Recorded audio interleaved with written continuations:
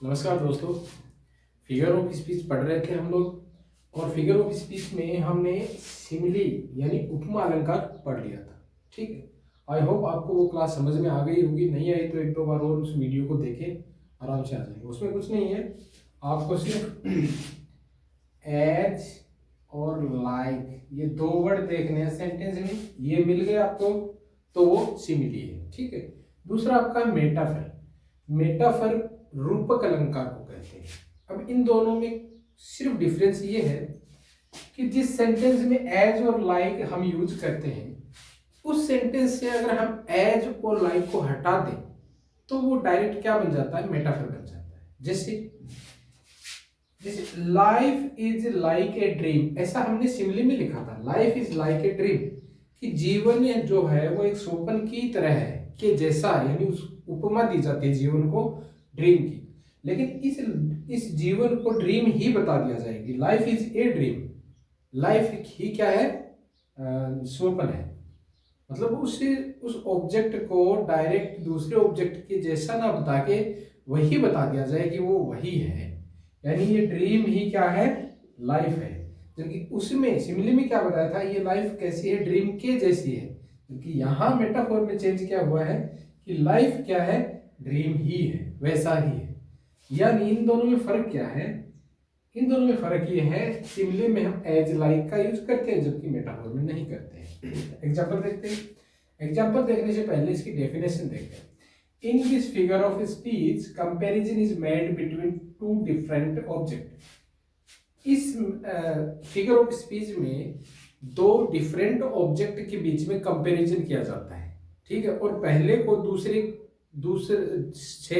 के समान ही बता दिया जाता है, कोई फर्क नहीं होता उनमें। तो पहला क्या है, पहला एग्जाम्पल है life is like a dream, कि जीवन ही क्या है, स्वप्न है। जीवन स्वप्न है।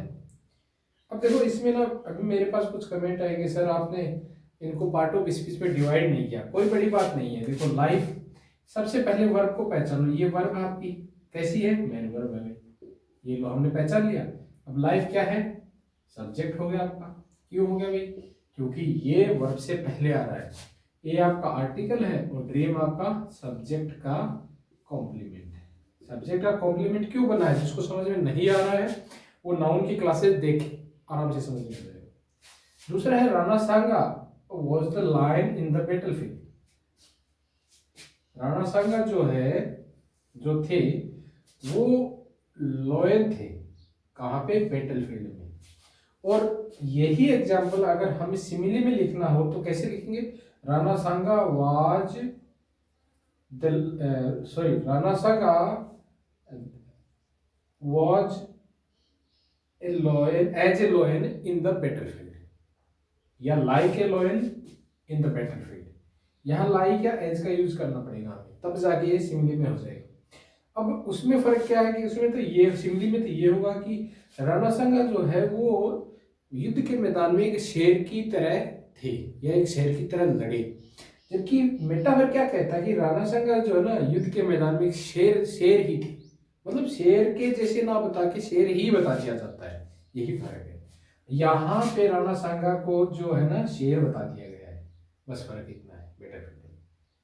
ठीक है, तो इसमें राणा सांगा जो आपका सब्जेक्ट हो गया, वॉज मेन वर्ब है, द आर्टिकल लॉयन कॉम्प्लीमेंट है, इन प्रीपोजिशन और बैटलफील्ड ऑब्जेक्ट है इस प्रीपोजिशन का। ओके, थर्ड है Kalidas is the Shakespeare of India. Kalidas को इंडिया का शेक्सपियर बताया गया है।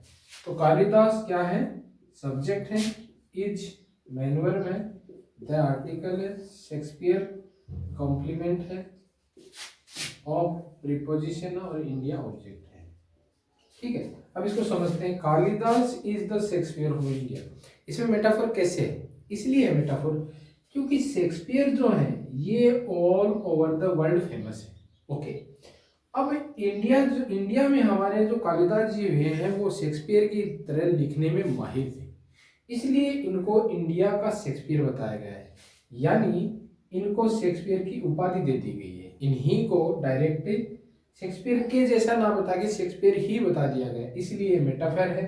इसमें अगर ऐसा लिखा हुआ होता कि कालिदास जो है वो इंडिया के शेक्सपियर के जैसे हैं, ठीक है। तब कैसा होता है ये, तब ये सिमिली में चला जाता है, यानी Kalidas is like the Shakespeare of India, Kalidas is like Shakespeare of India, ऐसा कुछ सेंटेंस होता तब ये सिमिली में चला जाता है। ओके, तो नेक्स्ट देखते हैं, the news was dagger to his heart.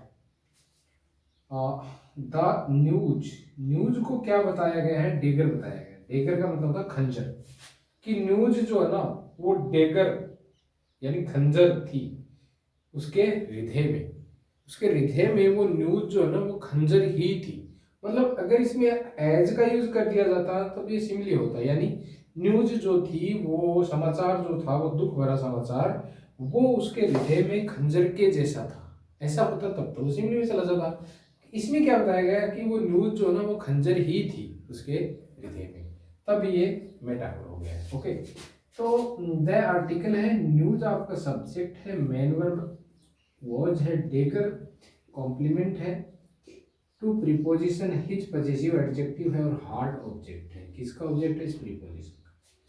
Next है, all the world is stage, पूरा संसार जो है वो क्या है, एक स्टेज है। ओके, यानी इस वर्ड को क्या बता दिया गया है, वर्ड नहीं वर्ल्ड होता, सॉरी वर्ल्ड, इस वर्ल्ड को क्या बता दिया गया है, स्टेज बता दिया गया है। ठीक है, इन दोनों का कंपैरिजन हुआ है यहाँ पे और मेटाफर इसमें। तो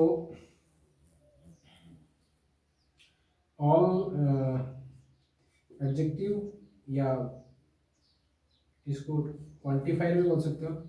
द आर्टिकल है, वर्ड सब्जेक्ट हो गया, इज मेन वर्ब है और स्टेज कॉम्प्लीमेंट। ओके, तो ये था मेटाफोर। आई होप आपको अच्छे से समझ में आया होगा, नहीं भी समझ में आया तो ये क्लास एक दो बार देखें, आसानी से समझ में आ जाएगा। आपको करना क्या है, सिमिली और मेटाफोर का कंपैरिजन करना दोनों का। इन दोनों का कंपैरिजन जितना ज्यादा आप करोगे, ये एग्जांपल जो है ना, इन्हीं एग्जांपल को आप सिमिली में लिख लो और यही एग्जांपल आप मेटाफोर में लिख लो, फिर इनका कंपैरिजन देखो कि इनमें डिफरेंस क्या है। सिर्फ लाइक और एज का डिफरेंस होगा कुछ है। ओके, तो मिलते हैं नेक्स्ट क्लास में, वहां पर हम पढ़ेंगे पर्सोनिफिकेशन। ठीक है, तो नमस्कार।